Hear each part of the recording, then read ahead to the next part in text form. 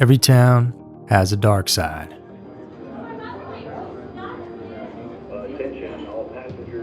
On February 28, 2020, Colorado's Denver International Airport marked a milestone as it commemorated the first departure from its tarmac of United Airlines Flight 1062 to Kansas City, and the first arrival of United Flight 1474 from Colorado Springs on its runway 25 years ago.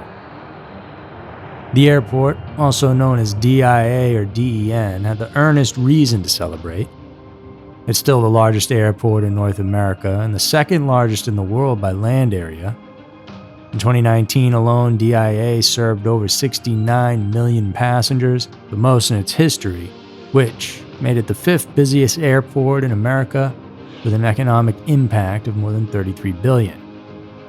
These factual figures best signify the importance of Colorado's premier airport, but it's the very strange conspiracy theories surrounding it that often gets the most attention. Hey guys, I'm Andrew and welcome to another episode of Every Town. This week, let's deviate a little from confounding tales of unsolved crimes and bloody accounts of murders, and instead take a deep dive into what conspiracy theorists believe are the many secrets shrouding the Denver International Airport.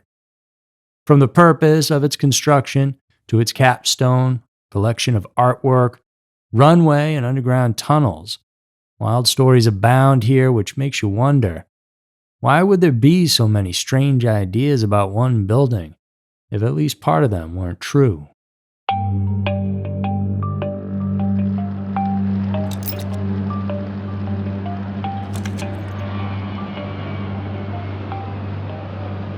Before the Denver International Airport opened its doors and runways in 1995, flight passengers to and from Denver were served by the Stapleton International Airport starting back in 1929.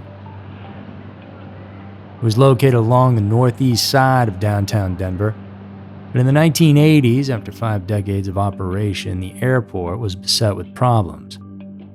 Among them were inadequate separation between runways, causing long waits during inclement weather, limited room for other airlines and new destinations, as well as a lawsuit over aircraft noise filed by nearby Park Hill community residents. Thus, the Denver Regional Council of Governments explored 6 areas for a new metro area airport. By 1989, then Denver Mayor Federico Pena and other federal officials authorized the outlay of the first $60 million for the new airport's construction. DIA was considered a mega project, which new Mayor Wellington Webb oversaw starting in 1991. It was scheduled to open on October 29, 1993, but poor planning, repeated alterations in the designs because of United Airlines changing requirements compelled Mayor Webb to postpone DIA's inauguration twice. First in December of 93, and the second time in March of 94.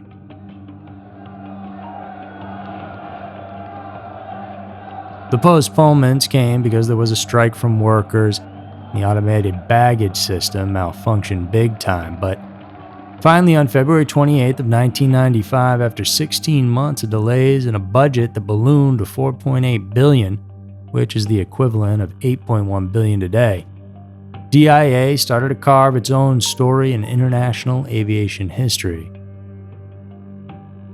But the new giant airport also attracted a lot of conspiracy theories, and they've prevailed for almost 3 decades now.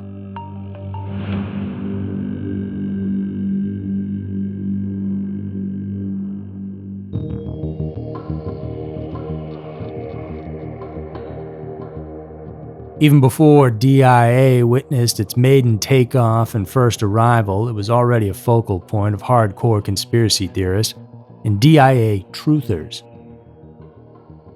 And their ideas involve Freemasons, the Illuminati, artists Luis Jimenez and Leo Tanguma, lizard people, aliens, the apocalypse, and more. Imagination started running wild and tongues began wagging when the much anticipated multi-billion-dollar project missed its first deadline. The supposed launch of DIA in October of '93 was marred by a myriad of setbacks, which resulted to a staggering $2 billion excess in budget. And despite the plausible explanations given about the delay, it didn't stop many conspiracy theorists to surmise that there were behind-the-scenes strange happenings that the DIA wanted to keep as tightly guarded secrets from the public. Perhaps they found the explanations too simple and mundane that some indulged in wild and exciting theories. Or perhaps, maybe someone knew something. They thought, why build a multi-billion-dollar new airport when the old one was fully functioning and closer to downtown Denver? To some people, the purpose of constructing the highly expensive and ginormous DIA, twice the size of Manhattan by the way, was confusing and intriguing. They theorized that the Freemasons, the Illuminati, and the New World Order with ties to Nazism were behind the construction, and that they had a purpose for doing so. To make the airport their secret headquarters come bunker when the apocalypse finally came. With the power and money of these so-called secret societies, they're the ones that finance the new airport's completion, but with strings attached. But where exactly do these conspiracy junkies base their theories from? Well, let's dive in.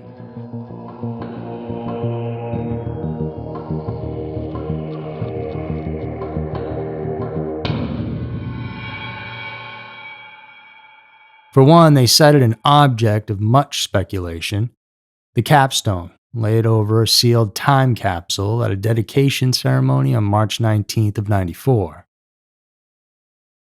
This capsule supposedly contained items like a ball from the Colorado Rockies' first game that year, a viewer's guide to Beavis and Butthead, a flight book from Denver's previous airport, newspapers published on DIA's opening day, and a Colorado flag.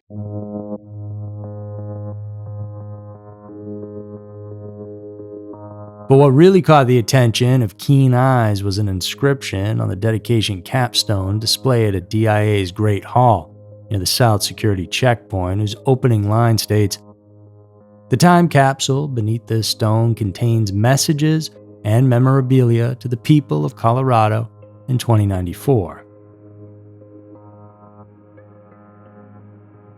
People expected that the main contributors to building the airport would have been the city of Denver or the state of Colorado. However, the very first name listed as a contributor is an organization called New World Airport Commission. This was odd because research showed that they didn't exist at all. Plus, it uncannily sounded like the New World Order, often referred to as a clandestine, totalitarian world government made up of the world's elite that will ultimately rule humanity in the end. Also etched on that capstone are the square and compass symbol of the Freemasonry that's linked to the Illuminati, and they're said to be composed of various organizations alleged to conspire to control world affairs. Adding fuel to that fire was the date of the airport's dedication, March 19th, 1994.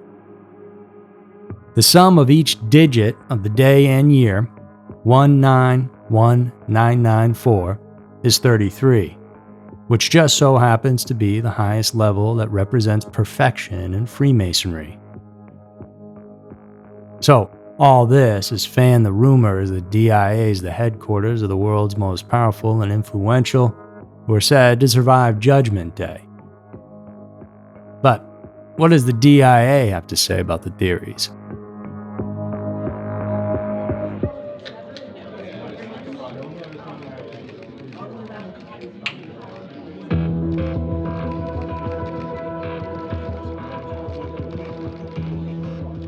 Its media relations chief, Heath Montgomery, had explanations for these and said that the capstone was part of the pre-opening festivities The time capsule was sealed with 2 pieces of granite made by the Masons. This explains then why the Masonic symbols were etched on the capstone. Montgomery added, "It's not uncommon to have the Masons to be a part of large public facility openings, like an airport." As for the group, New World Airport Commission, the media relations expert attested it did exist in 1994 for the purpose of celebrating the opening of DIA. In 2007, the New World Airport Commission's chairman, Charles Ansbacher, shed light on the group's name. It had a dual reference, both to DIA as the world's newest airport at that time, and Dvorak's Symphony No. 9, popularly known as the New World Symphony. Ansbacher himself, an orchestra conductor, stated, "The idea that there is anything secretive about this is totally preposterous." Since the New World Order was speculated as one of the builders of DIA, a conspiracy theory about the organization's alleged ties with Nazism was connected to the airport's 6 runways, with lengths ranging from 12,000 to 16,000 feet. The mysterious link there? The swastika. In modern times, Western countries view the swastika as a symbol of racial supremacism and intimidation because of its association with Nazism. And one just has to fly a few thousand feet above DIA to view that its runway and terminals resemble the shape of a swastika. However, a close look at aerial photography of the supposedly swastika-shaped runways reveals an uneven, misshapen, and largely interpretive swastika at best. Whereas DIA doesn't have Stapleton Airport's problem of parallel runways that were too close together for safe landing in bad weather, the new airport has to contend with this theory.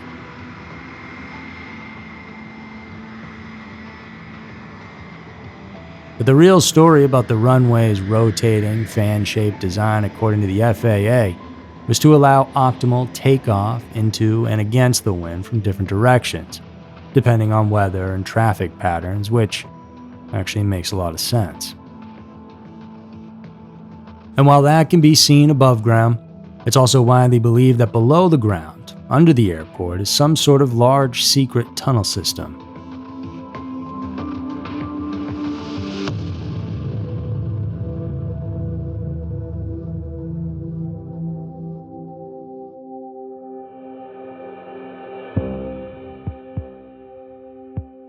While the delays in the construction of the massive airport is public knowledge, and reasons have been given, an alleged construction worker says they aren't telling the whole truth.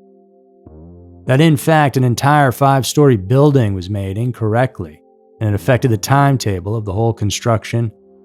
But instead of destroying it, other structures were built on top of the unfinished building.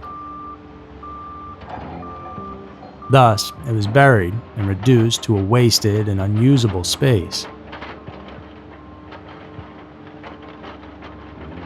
But as imaginations were running at this point, a theory that the buried structure was actually designed as an underground tunnel with secret bunkers came about. That the story of it being built improperly was just to throw off those regular folks who were involved in making it. They believed that this was actually built as the headquarters and place of refuge for the privileged global members of the Illuminati and the New World Order in case of the apocalypse, widespread biological warfare, or any cataclysmic reckoning that may occur, really. One person who claimed to have seen the tunnel was Dr. Leonard Horowitz, a former dentist who now dedicates his life to the dangers of drugs and their implications for population control. According to him, DIA's luggage system and trams malfunctioned 3 days after it opened. Thus, passengers were redirected through tunnels containing some of the finest gold leaf mosaic artistry Horowitz had ever seen. But when the trams were working again, The alternate passageways, as he called them, were closed off. So, he asked, why do you believe airport financiers would spend vast fortunes commissioning art that travelers are never going to see? The American government is likewise not spared from getting linked to DIA's conspiracy theories. There are those who think that hidden beneath the airport is Area 52, named after the real U.S. government secret base Area 51, where the government's classified information is stored. And remember, that entire place was once told to the American people that it didn't exist at all.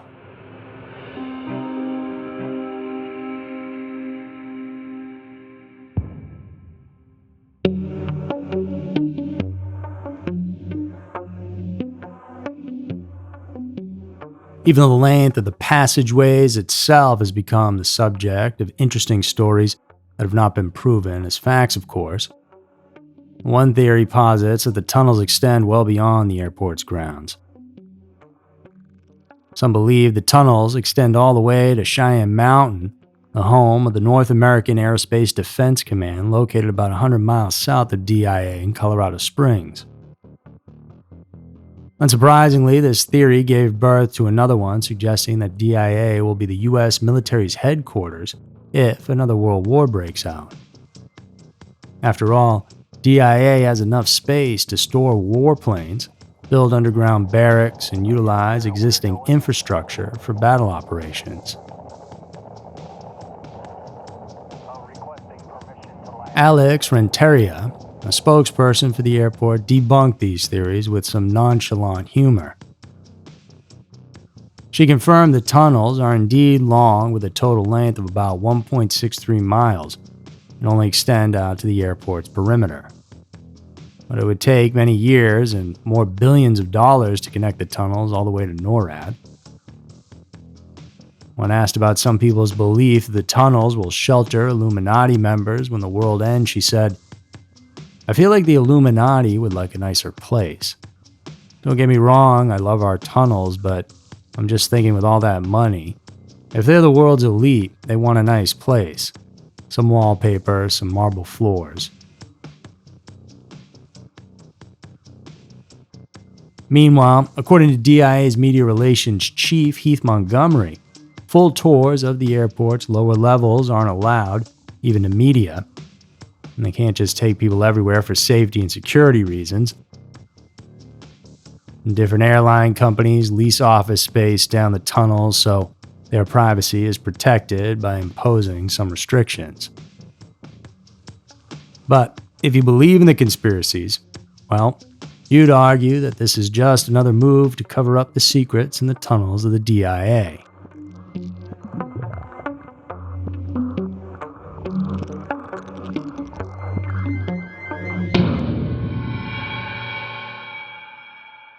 The Denver International Airport has set aside a portion of its construction and operations budget for art. Its corridors frequently display temporary art exhibits, while a number of public artworks, including those about Colorado's history, are present in the underground trains that link the main terminal with concourses. But certain art pieces found inside and outside of DIA have been questioned. And it all starts with the imposing Blue Mustang, erected between the inbound and outbound lanes of Pena Boulevard.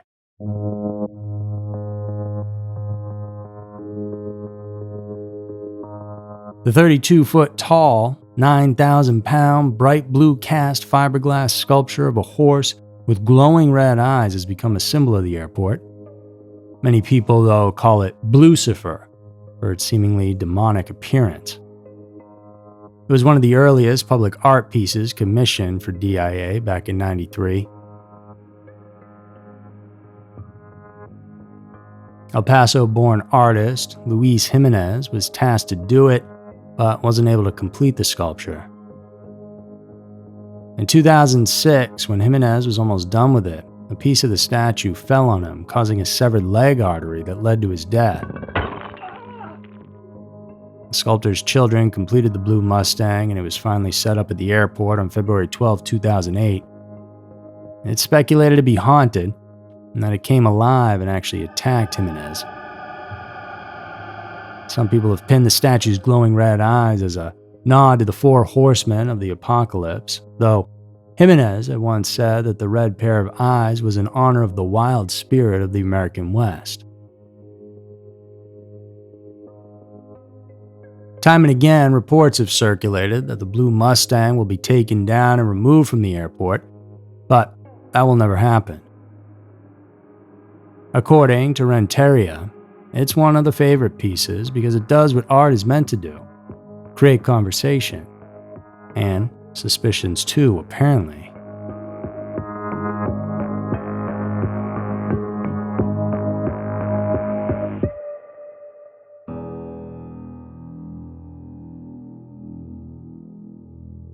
Efforts to connect DIA's aesthetic sense to the apocalypse and the New World Order extended the murals mounted inside. Chicano muralist Leo Tanguma's murals done in the early 90s have been the topic of conspiracy theory and debate. One is called Children of the World Dream of Peace, and the other In Peace and Harmony with Nature. The latter is split into two, with the left side depicting a scene of destruction, violence, and death, while the one on the right shows people from different cultures and ethnicities celebrating joyously in the presence of animals. The left part of the mural, conspiracy theorists contend, threatens people of the Armageddon which they connected to the airport's tunnels allegedly reserved for the Illuminati. In defense, Renteria said that the chaotic images warn people of what the world will become if we stop caring for our planet and each other. But if we do so, we'll reap happiness as shown in the right part of the mural. That's the version Tanguma wants highlighted. The Children of the World Dream of Peace mural proved to be a magnet for arguments and speculations as well. One part features a soldier that looks a whole lot like a Nazi wearing a gas mask who's towering over huddled children in fear. The other part is more colorful and positive, with the soldier joining people from different parts of the world in celebrating peace. The Nazi imagery has prompted some to believe it's proof that the DIA is indeed linked to the New World Order, which itself has links to Nazism. Montgomery, however, emphasized that the mural signifies the children are living in a world that does have war and violence and a lot of bad things, but they're dreaming of a cohesive and peaceful world where war doesn't exist. In effect, Tanguma's murals are anti-war and anti-hate, and they actually promote loving Mother Earth and working towards peace, as symbolized by people of different backgrounds coming together.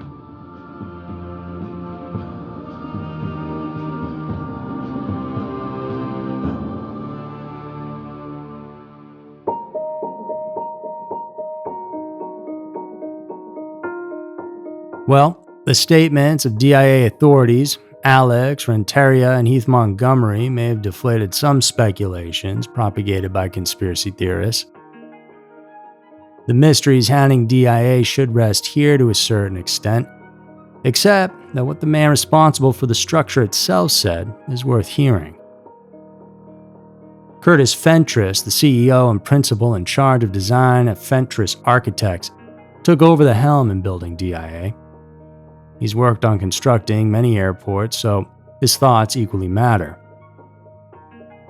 In his reply, when asked about any underground tunnels or secret bomb shelters in DIA, Fentress actually said, "Well, I can't really speak of it. I'm sworn to secrecy."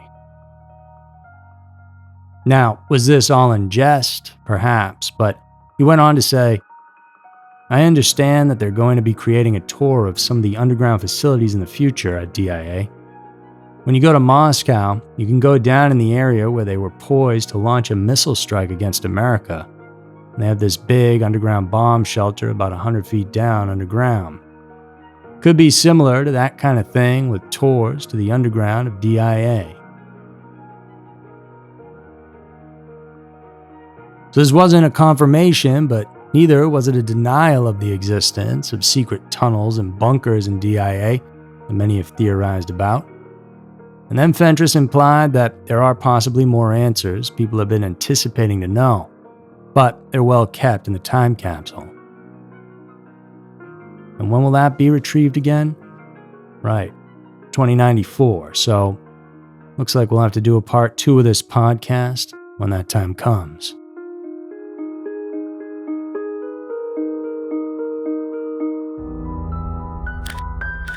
So that's it for this week's episode of Everytown. If you enjoyed it, remember you can always listen to this episode over on our Everytown podcast if you want to get some work done or go for a run or whatever you do. Thanks for tuning in today, and please come on back next week for another episode filled with scary, strange, and mysterious stories, because you never know. Maybe your town will be next.